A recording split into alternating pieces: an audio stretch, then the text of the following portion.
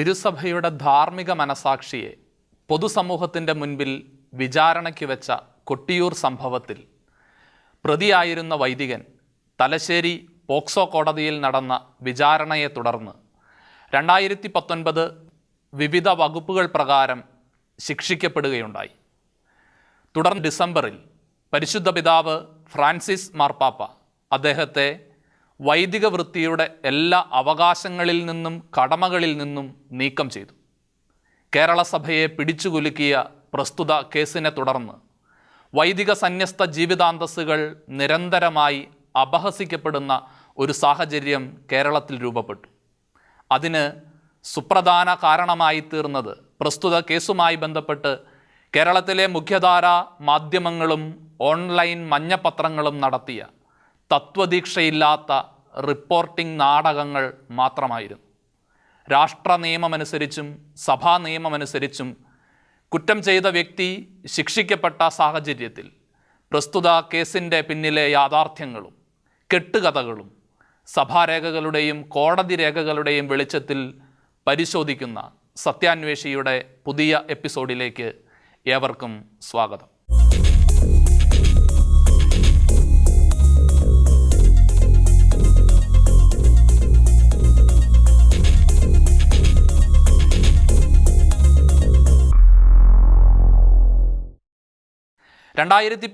ഫെബ്രുവരി 7 തൊക്കിലങ്ങാടിയിലെ സ്വകാര്യ ആശുപത്രിയിൽ കുറ്റകൃത്യത്തിനിരയായ പെൺകുട്ടി പ്രസവിക്കുകയും അന്ന് തന്നെ വൈത്തിരിയിലെ ഫോൺലിംഗ് ഹോമിൽ കുട്ടിയെ സറണ്ടർ ചെയ്യുകയും ചെയ്തു. കുട്ടിയെ രക്ഷിതാക്കൾ ഹാജരാക്കിയാലേ സറണ്ടർ നടപടികൾ പൂർത്തിയാക്കാൻ സാധിക്കുകയുള്ളൂ എന്ന് സ്ഥാപനാധികാരികൾ അറിയിച്ചിരുന്നു. എങ്കിലും ഏതു വിഭാഗത്തിലും പ്രായത്തിലുമുള്ള കുട്ടികളെയും സ്വീകരിച്ച് സംരക്ഷിക്കാൻ സർക്കാർ അംഗീകാരമുള്ള വൈത്തിരി ഫോൺലിംഗ് ഹോം കുഞ്ഞിൻ്റെ സുരക്ഷിതത്വവും ഉത്തമ താൽപ്പര്യവും പരിഗണിച്ച് കുട്ടിയെ രജിസ്റ്ററിൽ ചേർത്ത് സ്ഥാപനത്തിൽ സ്വീകരിച്ചു.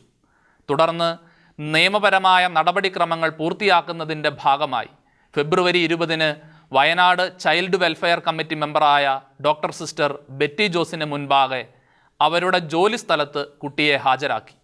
അന്ന് തന്നെ child welfare committee chairman advocate father Thomas Joseph Therakam പ്രാരംഭ നിയമ നടപടികൾ പൂർത്തിയാക്കി കുട്ടിയെ സ്ഥാപനത്തിൽ ഏൽപ്പിച്ചുകൊണ്ടുള്ള ഉത്തരവ് സ്ഥാപനത്തിൻ്റെ പ്രതിനിധിക്ക് കൈമാറുകയും ചെയ്തു. വൈത്തിരി ഫോൺലിംഗ് ഹോമിൻ്റെയും വയനാട് ചൈൽഡ് വെൽഫെയർ കമ്മിറ്റിയെയും സംബന്ധിച്ചിടത്തോളം സാധാരണഗതിയിൽ അവർ കൈകാര്യം ചെയ്തിരുന്ന കേസുകളിൽ ഒന്നു മാത്രമായിരുന്നു ഈ കേസ്. എന്നാൽ പിന്നീട് വളരെ പെട്ടെന്ന് സ്ഥിതിഗതികൾ മാറിമറിഞ്ഞു. ഫോൺലിംഗ് ഹോമിൽ സറണ്ടർ ചെയ്യപ്പെട്ട കുട്ടിയുടെ പിതാവ് ഒരു കത്തോലിക്ക വൈദികനാണ് എന്നതിൻ്റെയും അമ്മ പ്രായപൂർത്തിയാകാത്ത പെൺകുട്ടിയാണ് എന്നതിൻ്റെയും അടിസ്ഥാനത്തിൽ പോക്സോ നിയമപ്രകാരം കേസ് രജിസ്റ്റർ ചെയ്യപ്പെട്ടു. തുടർന്ന് തികച്ചും നാടകീയമായ രംഗങ്ങൾക്കാണ് കേരളം സാക്ഷ്യം വഹിച്ചത്. പ്രതി കത്തോലിക്ക വൈദികനായ സാഹചര്യത്തിൽ കുഞ്ഞ് ജന്മമെടുത്ത ആശുപത്രിയും സറണ്ടർ ചെയ്യപ്പെട്ട ഫോൺലിംഗ് ഹോമും കത്തോലിക്ക സന്യാസ സമൂഹങ്ങളുടെ സ്ഥാപനങ്ങളെന്ന നിലയിലും ചൈൽഡ് വെൽഫെയർ കമ്മിറ്റി ചെയർമാനും അംഗവും ഒരു വൈദികനും സന്യാസിനിയുമായതിനാലും ഈ സ്ഥാപനങ്ങൾക്കും വ്യക്തികൾക്കും മേൽ ഗൂഢാലോചന എന്ന കുറ്റം മാധ്യമങ്ങളിലൂടെ ആരോപിക്കപ്പെട്ടു. മാധ്യമങ്ങൾ തെളിച്ച ജുഗുപ്സാവഹമായ കുറ്റാരോപണങ്ങളിലൂടെ സഞ്ചരിക്കാൻ പോലീസ് പോലും നിർബന്ധിതരായിത്തീർന്നു. സാധാരണഗതിയിൽ തങ്ങളുടെ സ്ഥാപനങ്ങളുടെയും സ്ഥാനങ്ങളുടെയും ഉത്തരവാദിത്വം വഹിച്ചിരുന്നവർ കത്തോലിക്ക സഭയുടെ അംഗങ്ങളായതിൻ്റെ പേരിൽ മാത്രം വലിയ കോളിളക്കങ്ങൾ സൃഷ്ടിച്ച ഒരു കേസിൽ പ്രതികളാക്കപ്പെടുന്നതും അതിക്രൂരമായ മാധ്യമ വിചാരണയ്ക്ക് വിധേയമാവുകയും ചെയ്യുന്ന കാഴ്ചയാണ് പിന്നീട് നാം കണ്ടത്. വൈദികൻ ഒന്നാം പ്രതിയായതിനാലും കൂട്ടുപ്രതികളായി ആരോപിക്കപ്പെട്ടവരിൽ ഭൂരിഭാഗവും വൈദിക സന്യസ്ത ജീവിതാന്തസ്സുകളിൽ പെട്ടവരായതിനാലും ക്രൈസ്തവ വിരുദ്ധ മാധ്യമ ലോകവും തൽപര കക്ഷികളും ഈ വാർത്തകളെ തങ്ങൾക്കാകാവുന്ന വിധത്തിലെല്ലാം വളച്ചൊടിക്കുകയും നിറം ചേർത്ത് പ്രചരിപ്പിക്കുകയും ആഘോഷിക്കുകയും ചെയ്യുകയുണ്ടായി. ഇത്തരം വ്യാജവാർത്തകളുടെ ആധിക്യം സത്യങ്ങളെ മറച്ചു കളയുകയും അനേകം തെറ്റിദ്ധാരണകൾ പൊതുസമൂഹത്തിൽ സൃഷ്ടിക്കുകയും ചെയ്തു.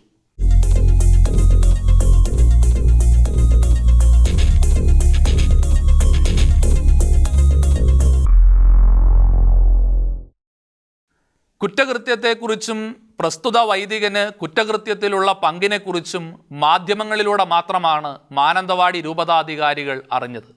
മാനന്തവാടി രൂപത അധികാരികൾക്ക് ഈ വിഷയങ്ങളെക്കുറിച്ച് മുൻപേ തന്നെ അറിയാമായിരുന്നു എന്ന് സ്ഥാപിക്കാൻ മാധ്യമങ്ങളും പോലീസും പരമാവധി പരിശ്രമിച്ചിരുന്നുവെങ്കിലും യാതൊരു വിധത്തിലും അതിന് സാധിച്ചില്ല. എങ്കിലും മാധ്യമങ്ങളിലൂടെ തന്നെ വന്നിരുന്ന വാർത്തകളുടെ അടിസ്ഥാനത്തിൽ അന്നേ ദിവസം തന്നെ മാനന്തവാടി രൂപത അധ്യക്ഷൻ പ്രസ്തുത വൈദികനടുത്ത എല്ലാ ഉത്തരവാദിത്വങ്ങളിൽ നിന്നും സസ്പെൻഡ് ചെയ്തു. കഴിയുന്ന വിധത്തിലെല്ലാം കുറ്റവാളിയെ സംരക്ഷിക്കാൻ സഭ ശ്രമിച്ചു എന്നും കേസ് അട്ടിമറിക്കാൻ ശ്രമിച്ചുവെന്നുമെല്ലാം പ്രചരിപ്പിക്കുന്നവരുണ്ട്. എന്നാൽ കേസ് പഠിക്കുകയും വസ്തുനിഷ്ഠമായി അതിനെ സമീപിക്കുകയും ചെയ്യുമ്പോൾ യാതൊരു വിധത്തിലും ഈ കേസിൻ്റെ ഗതിവിഗതികളിൽ മാനന്തവാടി രൂപതയോ മറ്റ് സഭാ സംവിധാനങ്ങളോ ഇടപെട്ടിട്ടില്ല എന്നു മാത്രമല്ല, പോലീസിൻ്റെ അന്വേഷണത്തോട് പൂർണ്ണമായും സഹകരിക്കുകയും അവരാവശ്യപ്പെട്ട രേഖകളടക്കം വിട്ടുകൊടുക്കുകയും ചെയ്തിട്ടുമുണ്ട്. ഈ കേസിൽ ഏതെങ്കിലും വിധത്തിൽ സഭ ഇടപെട്ടു എന്നത് യാതൊരുവിധ അടിസ്ഥാനവും തെളിവുകളുമില്ലാത്ത വെറും ആരോപണം മാത്രമാണ്.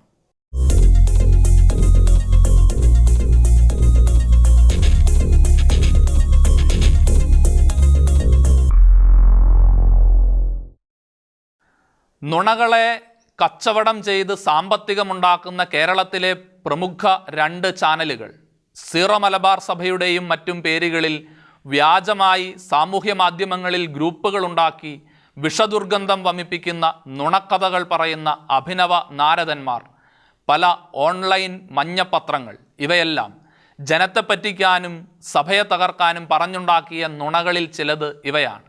മാനന്തവാടി രൂപത പ്രതിയെ രക്ഷിക്കാൻ ശ്രമിച്ചു. അദ്ദേഹത്തെ കാനഡയിലേക്ക് കടത്താൻ ശ്രമിച്ചു. അദ്ദേഹത്തിന് കാനഡയിലേക്ക് ടിക്കറ്റ് എടുത്തു കൊടുത്തു. കാനഡയിലേക്ക് പോകാൻ എയർപോർട്ടിലേക്ക് പോകുന്ന വഴിയിലാണ് അദ്ദേഹത്തെ അറസ്റ്റ് ചെയ്തത്. രൂപതയിലെ രേഖകൾ പ്രകാരം ഫാദർ റോബിൻ്റെ കാനഡ യാത്രയെക്കുറിച്ചുള്ള വിശദാംശങ്ങൾ ഇങ്ങനെയാണ്. 2017 ജനുവരി 23-ന് മാർച്ച് 13 മുതൽ 1 മാസത്തേക്ക് കാനഡയിൽ പോകാൻ ഫാദർ റോബിൻ രേഖാമൂലം അനുവാദം ആവശ്യപ്പെടും. 2017 ജനുവരി 30-ന് വിസ ഓഫീസർക്ക് മാനന്തവാടി രൂപതാ കാര്യാലയത്തിൽ നിന്ന് കത്ത് നൽകുന്നു. ഇതിനെല്ലാം ശേഷം 2017 ഫെബ്രുവരി 27-നാണ് പ്രസ്തുത വൈദികൻ ഇപ്രകാരം ഒരു കുറ്റം ചെയ്തു എന്ന് രൂപതാ അധികൃതർ പോലീസിൽ നിന്നും മാധ്യമങ്ങളിൽ നിന്നുമായി അറിയുന്നത്.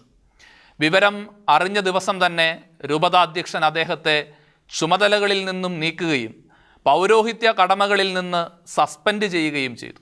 സത്യം ഇതാണെങ്കിലും രൂപത വൈദികനെ കാനഡയിലേക്ക് കടത്താൻ ശ്രമിച്ചുവെന്ന് ഇപ്പോഴും വാദിക്കുകയും പറയുകയും ചെയ്യുന്ന ദേശീയ തലത്തിലുള്ള മാധ്യമങ്ങൾ വരെ ഉണ്ട്.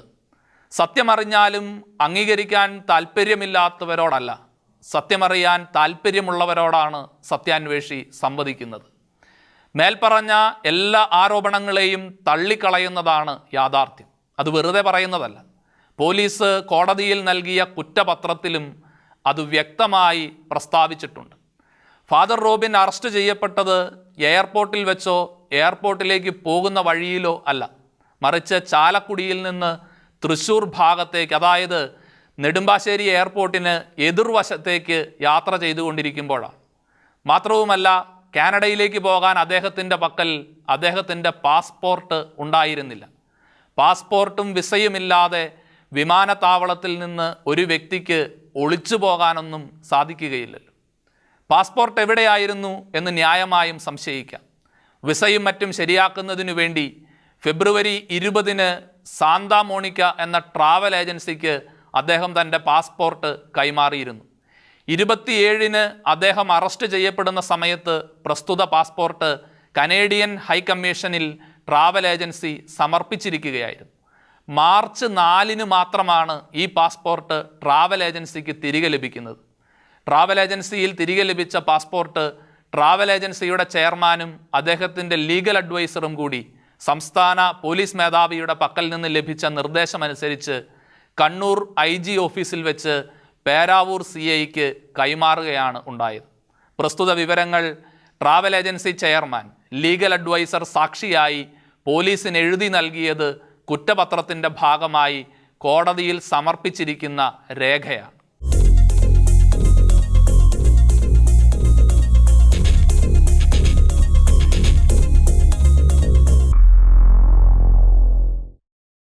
കൊട്ടിയൂർ കേസിൻ്റെ വിധി വന്നു.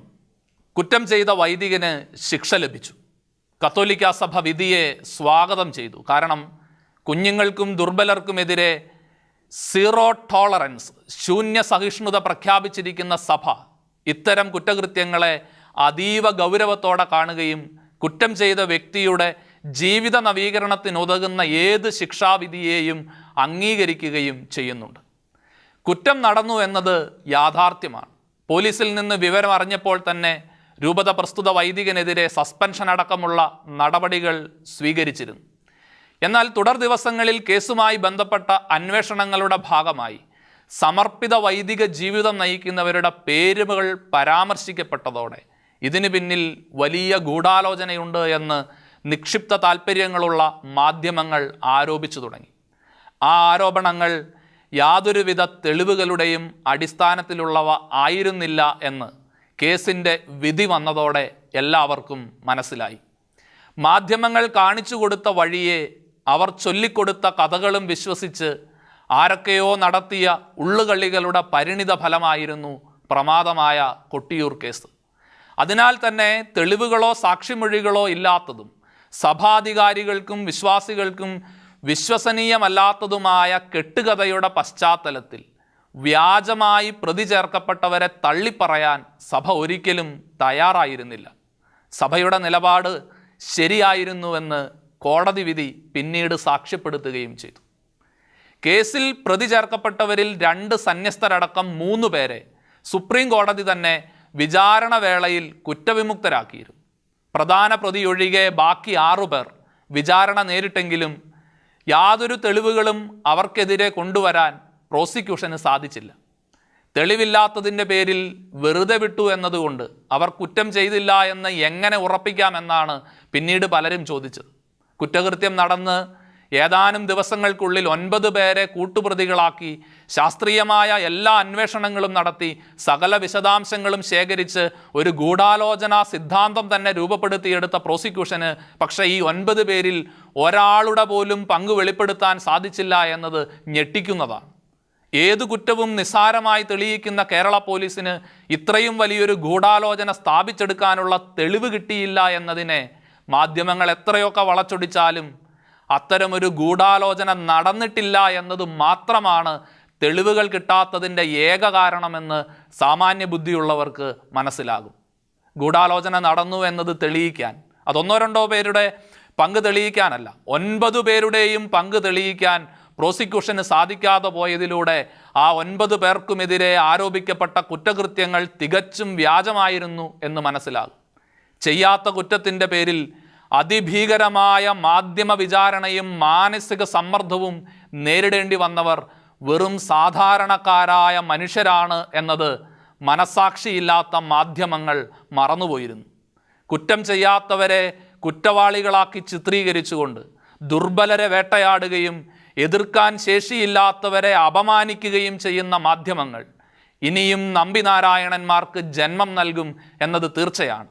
അവർക്ക് ചിലപ്പോൾ സഭയുടെ തണലിൽ കഴിയുന്ന ചില പരാന്നഭോജികളുടെ പിന്തുണയും ഉണ്ടാകാൻ സാധ്യതയുണ്ട്.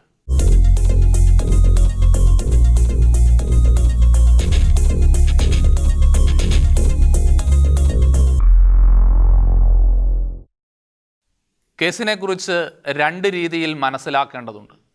പ്രതിയാക്കപ്പെട്ട വൈദികൻ്റെ കുറ്റകൃത്യവും പ്രസ്തുത കുറ്റകൃത്യത്തിൻ്റെ പരിസരങ്ങളിൽ അറിയാതെ പെട്ടുപോയ വൈദിക സന്യസ്ത ജീവിതാന്തസ്സിലുള്ളവരുടെ മേൽ അടിച്ചേൽപ്പിക്കപ്പെട്ട കുറ്റകൃത്യവും.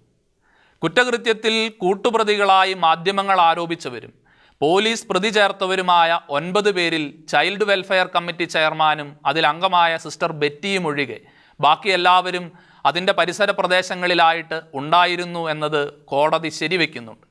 പക്ഷേ അവരാരും തന്നെ ഇപ്രകാരം ഒരു കുറ്റകൃത്യത്തെക്കുറിച്ച് അറിവുള്ളവരോ ആരുടെയെങ്കിലും നിർദ്ദേശാനുസരണം എന്തെങ്കിലും പ്രവർത്തിച്ചവരോ ആയിരുന്നില്ല എന്നതാണ് യാഥാർത്ഥ്യം. കോടതി കണ്ടെത്തിയതും അതുതന്നെയാണ്. കോടതി വെറുതെ വിട്ടത് തെളിവില്ലാത്തത് കൊണ്ടല്ലേ? കുറ്റം ചെയ്തിട്ടില്ല എന്നതിന് അർത്ഥമില്ലല്ലോ എന്ന് ചോദിക്കുന്നവരുണ്ട്. ഈ ചോദ്യത്തിന് എണ്ണി ചോദിക്കാവുന്ന ചില മറുചോദ്യങ്ങളുണ്ട്. 1, കുറ്റം ചെയ്തിട്ടുണ്ട് എങ്കിൽ തെളിവുണ്ടാവുകയില്ലേ? 9 പേർക്കും തെളിവ് നശിപ്പിക്കാൻ സാധിക്കുമോ? 2, കുറ്റകൃത്യം നടന്ന് ദിവസങ്ങൾക്കുള്ളിൽ അന്വേഷണം തികച്ചും ശാസ്ത്രീയമായ രീതിയിൽ നടന്നതല്ലേ? എന്നിട്ടും കണ്ടുപിടിക്കാനാവാത്ത തെളിവുകൾ എന്നത് ആരോപിക്കപ്പെട്ട കുറ്റം നടന്നിട്ടില്ല എന്നല്ലേ തെളിയിക്കുന്നത്? 3. പ്രധാന പ്രതിയൊഴികെ 9 പേരെയും പരാമർശിക്കുന്ന കോടതി വിധി പ്രോസിക്യൂഷൻ്റെ ഊഹവും സംശയവും തെളിയിക്കാൻ തെളിവുകൾ മതിയാകുന്നില്ല എന്ന് പറയുമ്പോൾ ഇവർക്കെതിരെ ഉണ്ടായിരുന്നത് വെറും ഊഹവും സംശയവും മാത്രമായിരുന്നു എന്ന നഗ്ന സത്യമല്ലേ? 4. ഒരു കുറ്റകൃത്യത്തിൻ്റെ സമീപത്തുകൂടി പോകുന്നവരെല്ലാം കുറ്റം ചെയ്തയാളുടെ പരിചയക്കാരാണ് എന്നതുകൊണ്ട് അവരെല്ലാം കുറ്റവാളികളാണെന്ന് ആരോപിക്കാൻ സാമാന്യ ബുദ്ധിയുള്ളവർക്ക് സാധിക്കുമോ? 5. പകയും വെറുപ്പും സഭാവിരോധവും കൊണ്ടു നടക്കുന്നവരും സാമ്പത്തിക ലാഭം കൊതിക്കുന്ന മാധ്യമങ്ങളും എരിവും പുളിയും ചേർക്കുന്ന കഥകളിൽ നിയമ സംവിധാനം പൂർണ്ണ വിശ്വാസമർപ്പിക്കാൻ പാടുണ്ടോ?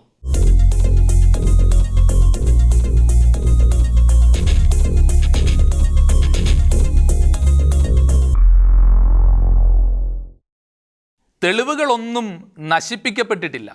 എല്ലാ തെളിവുകളും പോലീസ് ശേഖരിച്ചിരുന്നു. എന്നാൽ വ്യാജ കുറ്റാരോപണമായ ഗൂഢാലോചനയെ തെളിയിക്കാൻ അവർക്ക് സാധിച്ചില്ല. അതേസമയം കേസിൻ്റെ ചുറ്റുവട്ടങ്ങളിൽ എവിടെയോ തെളിവ് നശിപ്പിച്ചുവെന്ന പദപ്രയോഗം കേട്ടയുടനെ സഭയാണ് തെളിവ് നശിപ്പിച്ചത്, അതുകൊണ്ടാണ് 9 പേർ രക്ഷപ്പെട്ടത്, അതിനുവേണ്ടി സഭ ശ്രമിച്ചു എന്നിങ്ങനെയൊക്കെ ഉള്ള ആരോപണങ്ങൾ പലരും ഉയർത്തുകയുണ്ടായി. എന്നാൽ തെളിവ് നശിപ്പിക്കൽ എന്ന ആശയം വ്യാജമായി പ്രതി ചേർക്കപ്പെട്ട 9 പേർക്കെതിരെ ഉയർന്ന പല കുറ്റാരോപണങ്ങളിൽ ഒന്നു മാത്രമായിരുന്നു. എന്നാൽ അവർ യാതൊരു തെളിവും നശിപ്പിച്ചിട്ടില്ല. അതുമാത്രമല്ല, അവർക്കെതിരെ ഉയർന്ന ഒരാരോപണവും തെളിയിക്കാൻ പ്രോസിക്യൂഷന് സാധിച്ചതുമില്ല.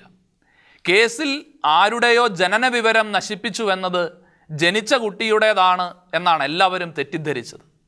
എന്നാൽ ആശുപത്രിക്ക് നേരെ അനാവശ്യമായ വിവാദങ്ങൾ ഉയർന്നപ്പോൾ ഈ വിവരം വിശദമായി പഠിക്കുകയുണ്ടായി. ജനന വിവരം രേഖപ്പെടുത്തിയ രജിസ്റ്റർ പരാമർശ വിഷയമാകുന്നത് കുട്ടിയുടെ അമ്മയുടേതാണ്. പ്രസ്തുത വ്യക്തിയുടെ പ്രായം തെളിയിക്കാൻ ജനിച്ച ഹോസ്പിറ്റൽ അന്വേഷിച്ചപ്പോഴാണ് രജിസ്റ്റർ കണ്ടെത്താനാവാതെ പോയത്. എന്നാൽ നിയമപ്രകാരം ഇത്തരം രജിസ്റ്ററുകൾ 15 വർഷം മാത്രമേ ആശുപത്രികൾ സൂക്ഷിക്കേണ്ടതുള്ളൂ. ഇവിടെയും ഏതെങ്കിലും വിധത്തിൽ ആരോപണമുയർത്താൻ ശ്രമിച്ചാലും അത് കോടതി നിരപരാധികളെന്ന് വിധിച്ച 9 പേർക്കുമെതിരെയുള്ള തെളിവുകൾ ആയി ഒരിക്കലും മാറില്ല എന്നതാണ് സത്യം.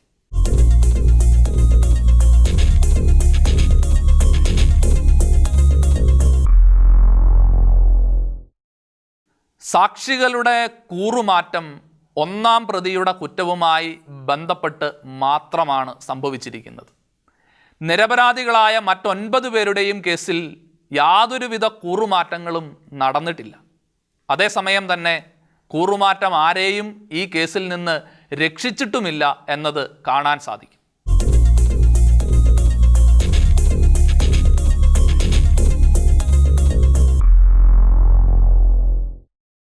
തികച്ചും അനീതിപരവും അധാർമികവുമായ മാധ്യമവേട്ടയുടെ ഇരയായിരുന്നു കൊട്ടിയൂർ സംഭവത്തിൽ വ്യാജമായി പ്രതി ചേർക്കപ്പെട്ട അഡ്വക്കേറ്റ് ഫാദർ തോമസ് ജോസഫ് തേരകം. ചില മാധ്യമങ്ങൾ വ്യാജമായി സൃഷ്ടിച്ചെടുത്ത സമ്മർദ്ദ തന്ത്രമാണ് പ്രതിപട്ടികയിലേക്ക് വയനാട് ചൈൽഡ് വെൽഫെയർ കമ്മിറ്റിയുടെ ചെയർമാനായിരുന്ന ഫാദർ തേരകത്തെ എത്തിച്ചത്. എന്തുകൊണ്ടാണ് ചില പ്രത്യേക മാധ്യമങ്ങൾ നെറികെട്ട ഈ കളികൾ കളിച്ചത് എന്ന ചോദ്യത്തിന് ഒരൊറ്റ ഉത്തരം മാത്രമേയുള്ളൂ: പക. കോളിളക്കം സൃഷ്ടിച്ച പ്രസ്തുത സംഭവം മാധ്യമങ്ങൾ റിപ്പോർട്ട് ചെയ്യാൻ ആരംഭിച്ച് 2 ദിവസങ്ങൾ പിന്നിട്ടപ്പോഴേക്കും കേരളത്തിലെ 2 പ്രമുഖ മാധ്യമങ്ങൾ വളരെ പ്രത്യേകമായി ഫാദർ തേരകത്തെ ഉന്നമിടുകയും വാർത്തകളും ചർച്ചകളുമെല്ലാം അദ്ദേഹത്തിലേക്ക് കേന്ദ്രീകരിക്കുകയും ചെയ്തു എന്നത് ഇന്നും പ്രസ്തുത മാധ്യമങ്ങൾ പരിശോധിക്കുന്നവർക്ക് മനസ്സിലാകുന്ന സത്യമാണ്. ഫാദർ തേരകത്തിനെതിരെ പോലീസിന് മുൻപേ അന്വേഷണം നടത്തിയ ഒരു പ്രമുഖ മാധ്യമത്തിൻ്റെ ചാനലിൻ്റെ വയനാട് റിപ്പോർട്ടർ 15 തെളിവുകളുണ്ടെന്ന് പറഞ്ഞാണ് ഒരു ദിവസത്തെ റിപ്പോർട്ട് നടത്തിയത്. ചൈൽഡ് വെൽഫെയർ കമ്മിറ്റിക്കെതിരെ ജനവികാരത്തെ ഇളക്കിവിടുകയാണ് മറ്റൊരു ചാനലിൻ്റെ നേതൃത്വത്തിലുള്ള പത്രം ചെയ്തത്. ഓരോ ദിവസവും ചൈൽഡ് വെൽഫെയർ കമ്മിറ്റി ചെയർമാനെതിരെയുള്ള വാർത്തകൾ നൽകുന്നതിലും അദ്ദേഹത്തിനെതിരെയുള്ള പ്രതിഷേധങ്ങളുടെ തീവ്രത വർദ്ധിപ്പിക്കുന്നതിലും ഈ രണ്ട് പ്രമുഖ ചാനലുകളും മത്സരിച്ചതിന് പിന്നിൽ ചില കാരണങ്ങളുണ്ട്. ചൈൽഡ് വെൽഫെയർ കമ്മിറ്റി ചെയർമാനായിരുന്ന ഫാദർ തോമസ് ജോസഫ് തേരകം പ്രസ്തുത ഉത്തരവാദിത്വത്തോടൊപ്പം തന്നെ മാനന്തവാടി രൂപതയുടെ PRO സ്ഥാനവും വഹിച്ചിരുന്നു. ക്രൈസ്തവ വിശ്വാസത്തെ അപകീർത്തിപ്പെടുത്തുന്നതും വ്യാജമായ ഉള്ളടക്കങ്ങളുള്ളതുമായ പ്രോഗ്രാമുകളും വാർത്തകളും ഈ മേൽപ്പറഞ്ഞ മാധ്യമങ്ങൾ നൽകുന്നതിനെതിരെ ഫാദർ തേരകം അധികാരികളെ സമീപിക്കുകയും പ്രസ്തുത മാധ്യമങ്ങൾക്കുമേൽ നിയമ നടപടികൾ സ്വീകരിക്കുകയും ചെയ്തിരുന്നു. കേസിൽ പ്രതി ചേർക്കപ്പെടും എന്നുറപ്പായ സന്ദർഭത്തിൽ ബഹുമാനപ്പെട്ട ഹൈക്കോടതിയിൽ ഫാദർ തോമസ് ജോസഫ് തേരകം സമർപ്പിച്ച മുൻകൂർ ജാമ്യാപേക്ഷ അനുവദിച്ചുകൊണ്ട് കോടതി പറഞ്ഞത് ഇങ്ങനെയാണ്: The ninth accused has done all legal formalities in the matter of dealing with the child entrusted with Child Welfare Committee എന്നാണ്. അതായത് തൻ്റെ ഉത്തരവാദിത്വത്തിൻ്റെ ഭാഗമായി നിയമപരമായി ചെയ്യേണ്ട എല്ലാ കാര്യങ്ങളും അദ്ദേഹം ചെയ്തിട്ടുണ്ട് എന്ന് ചുരുക്കം. എന്നിട്ടും എന്തുകൊണ്ടാണ് അദ്ദേഹം പ്രതിയായി ചേർക്കപ്പെട്ടു എന്നതിന് ഏക ഉത്തരവാദി മേൽപ്പറഞ്ഞ മാധ്യമങ്ങളാണ്. ചെയർമാൻ ഒരു വൈദികനായതിനാൽ അദ്ദേഹത്തിൻ്റെ തന്നെ സഹപ്രവർത്തകനായ മറ്റൊരു വൈദികൻ്റെ കുറ്റകൃത്യത്തിൽ അദ്ദേഹത്തിന് എന്തെങ്കിലും മനസ്സറിവുണ്ടായിരിക്കുകയില്ലേ എന്ന വളരെ വിദൂരമായ ഒരു സാധ്യത മാത്രം മുൻനിർത്തിയാണ് ഫാദർ തേരകം പ്രസ്തുത കേസിൽ പ്രതി ചേർക്കപ്പെട്ടത്. അതേസമയം അദ്ദേഹത്തിൻ്റെ ഫോൺ കോളുകളോ മറ്റെന്തെങ്കിലും തെളിവുകളോ ഇങ്ങനെയൊരു സംശയത്തിന് വഴിതെളിക്കുന്നതേയില്ല എന്ന് കോടതിയിൽ സമർപ്പിച്ച തെളിവുകളിൽ നിന്ന്, ശാസ്ത്രീയമായ തെളിവുകളിൽ നിന്ന് വ്യക്തമാണ്.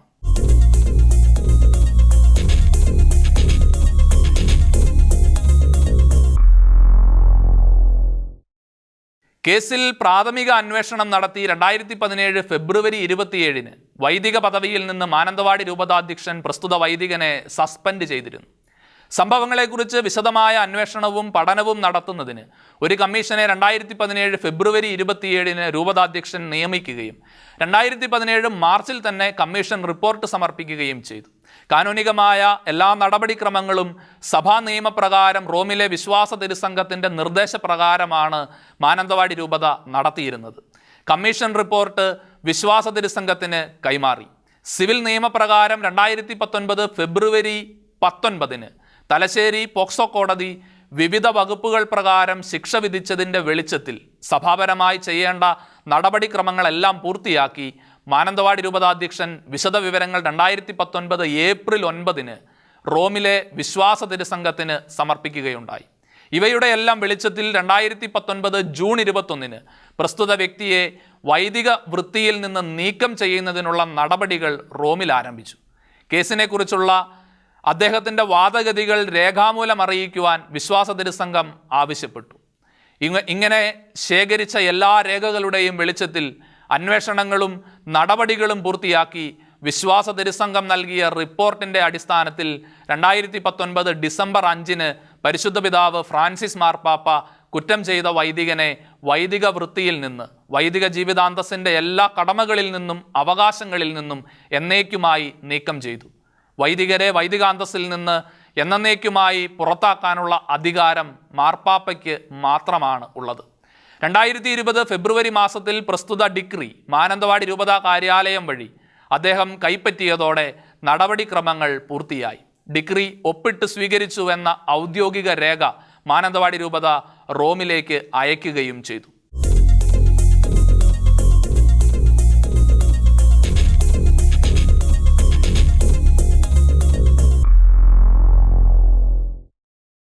സാഹചര്യങ്ങൾ യഥാവിധം വിലയിരുത്തിയാൽ താരതമ്യേന നേരത്തെയാണ് സഭാ നടപടികൾ പൂർത്തിയായത്. കുറ്റം ചെയ്ത വ്യക്തി കസ്റ്റഡിയിലുണ്ടായിരുന്ന ഇന്ത്യയുടെ നിയമ സംവിധാനങ്ങൾക്ക് പോലും കുറ്റത്തിന്മേൽ ശിക്ഷ നൽകാൻ 2 വർഷം ആവശ്യമായി വന്നു. സിവിൽ നിയമപ്രകാരം ശിക്ഷിക്കപ്പെട്ടതിന് ശേഷം മാത്രമാണ് കുറ്റം ചെയ്ത വൈദികനെ കേൾക്കുക മുതലായ സഭാപരമായ നടപടിക്രമങ്ങൾ സഭ ആരംഭിച്ചത്. കാരണം വിചാരണ വേളയിൽ അത്തരത്തിലുള്ള ഇടപെടലുകൾ ഉണ്ടായാൽ അത് മറ്റു വ്യാഖ്യാനങ്ങൾക്ക് ഇട നൽകും എന്ന സംശയം സഭയ്ക്കുണ്ടായിരുന്നു. അതുകൊണ്ടാണ് അത്രയും കാത്തിരുന്നത്. അതിൻ പ്രകാരം സിവിൽ നിയമം 2 വർഷമെടുത്ത സാഹചര്യത്തിൽ സഭാ നടപടികൾ 1 വർഷം മാത്രമേ എടുത്തിട്ടുള്ളൂ എന്നത് പ്രത്യേകം ഓർമ്മിക്കേണ്ട വസ്തുതയാണ്. നുണകൾ പ്രചരിപ്പിക്കുന്നവരെ വിശ്വസിക്കുക എന്നതിനേക്കാൾ വസ്തുതകളെ വിലയിരുത്തുകയാണ് സത്യത്തെ സ്നേഹിക്കുന്നവർ ചെയ്യേണ്ടത്.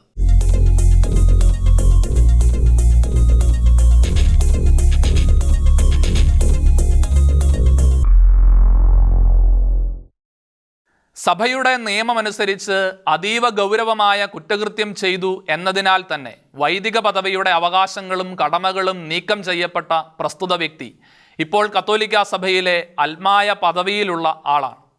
കത്തോലിക്കാ സഭയിലെ ഏതൊരു വ്യക്തിയെയും പോലെ തന്നെ കൂദാശകൾ സ്വീകരിക്കാനുള്ള അവകാശം അദ്ദേഹത്തിനുമുണ്ട്.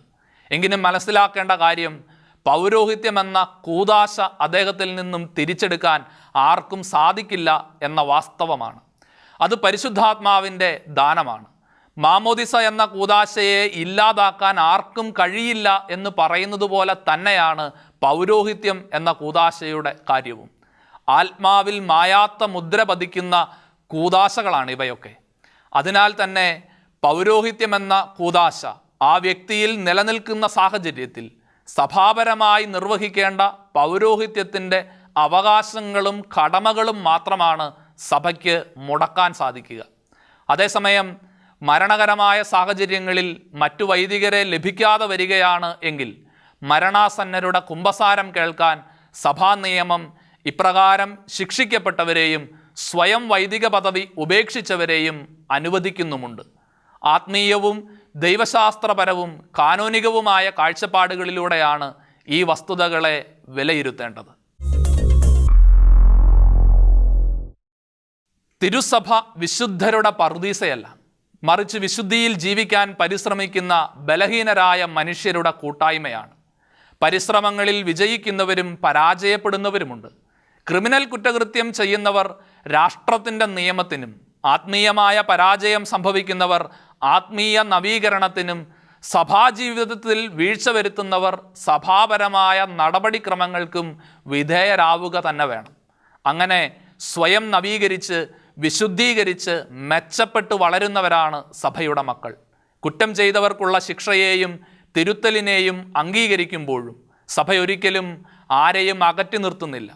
ഒരു കുറ്റവാളിയെ ശിക്ഷിക്കുമ്പോൾ രാഷ്ട്രം പ്രതീക്ഷിക്കുന്നത് പോലെ തന്നെ സഭയും അവരുടെ നവീകരണവും മാനസാന്തരവും വിശുദ്ധീകരണവും ആഗ്രഹിക്കുന്നുമുണ്ട്. ആഗോള വ്യാപകമായി പൊതുസമൂഹത്തിൽ ശക്തമായിക്കൊണ്ടിരിക്കുന്ന ലൈംഗിക ചൂഷണങ്ങൾക്ക് തടയിടാൻ സിവിൽ ഭരണാധികാരികളോടൊപ്പം തിരുസഭയും കാലാകാലങ്ങളിൽ പരിശ്രമിച്ചിട്ടുണ്ട്. ഭാരതസഭയുടെയും കേരള സഭയുടെയും ഇത്തരം വിഷയങ്ങളിലുള്ള വ്യത്യസ്ത പോളിസികൾ അതിൻ്റെ ഉദാഹരണങ്ങളാണ്. സഭയിലും പൊതുസമൂഹത്തിലും ഇത്തരം കുറ്റകൃത്യങ്ങൾക്കെതിരെ ശക്തമായ നിലപാടുകൾ സ്വീകരിക്കാനും അവയെക്കുറിച്ച് ബോധവൽക്കരണം നടത്താനും രാഷ്ട്രത്തോടൊപ്പം തിരുസഭയും പ്രതിജ്ഞാബദ്ധമാണ്. കുട്ടികളും ചൂഷണ വിധേയരാകാൻ സാധ്യതയുള്ളവരുമായ സകലരോടും പക്വവും മാന്യവുമായ പെരുമാറ്റം ജീവിതശൈലിയായി സ്വീകരിക്കുന്നതിന് പൊതുജീവിതം നയിക്കുന്ന എല്ലാവർക്കും ഈ സംഭവം പ്രേരണയായി തീരും എന്ന് സത്യാന്വേഷി പ്രതീക്ഷിക്കുന്നു. സത്യത്തിൻ്റെ ശബ്ദം നേർത്തതായാലും ചാനൽ ബഹളങ്ങൾക്ക് മുകളിൽ അത് മുഴങ്ങിക്കേട്ടില്ലെങ്കിലും ആ ശബ്ദം മാത്രമേ കാലാതിവർത്തിയായി നിലനിൽക്കുകയുള്ളൂ എന്ന് ഓർമ്മിപ്പിച്ചുകൊണ്ട് സത്യാന്വേഷി വിടവാങ്ങുന്നു.